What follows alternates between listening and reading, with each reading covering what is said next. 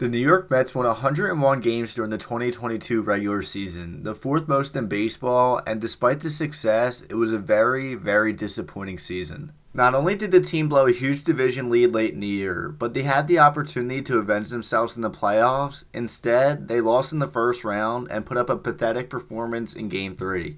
In just the span of 2 weeks, the Mets season has gone from a wildly successful one to a disappointment, and the future of this team is very uncertain.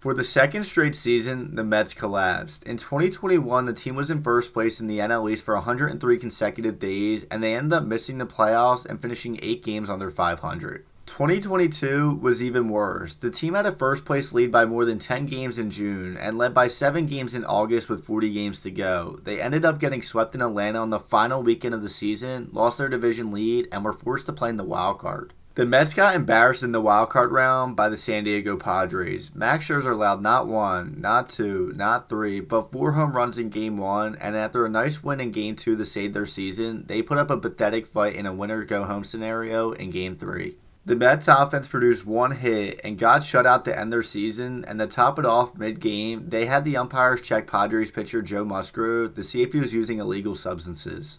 It was obvious as soon as the Mets blew the division lead, their season and any chance of them going far in the playoffs were over. The team looked defeated, and rightfully so. For 174 days out of 180, they led the division, yet they didn't win the NL East. 101 wins during the regular season was a huge accomplishment, but it meant nothing looking back at how the last 2 weeks of the season panned out. From blowing a huge division lead to being a first-round exit and not even advancing to the division series, it's as bad as it gets. This Mets team is built to win now. They had the highest payroll in baseball in 2022, the oldest roster in baseball, and Steve Cohen has stated his goal was to win a World Series in 3 to 5 years when he became the owner 2 years ago. He went way over the luxury tax last offseason, signing Max Scherzer, Starling Marte, Mark Canha, and Eduardo Escobar, hoping veteran pieces will put them over the hump, and it didn't work out.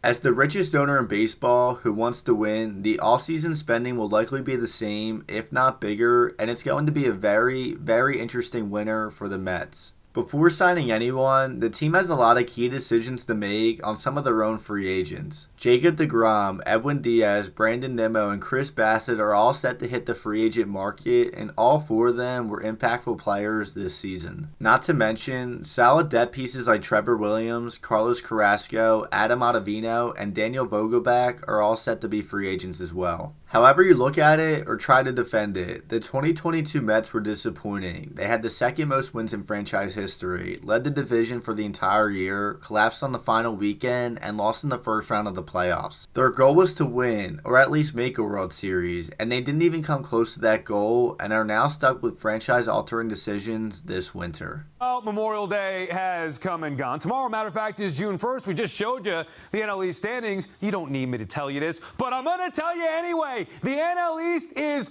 over. That's right. It's a wrap. No one is touching the Mets. Tweet me the hate all you want about the jinx. Nonsense. The Mets will be National League Eastern Division champs, and I don't even think the Braves are going to challenge them. The Phils, please, you've seen them. I won't even mention the other 2 teams. No one else is 500. What are you worried about, Mets fans? The West Coast trip? Yeah, okay. The Mets are only going to get better, and even if the Braves do turn it around, it will be too late. The NL East is over.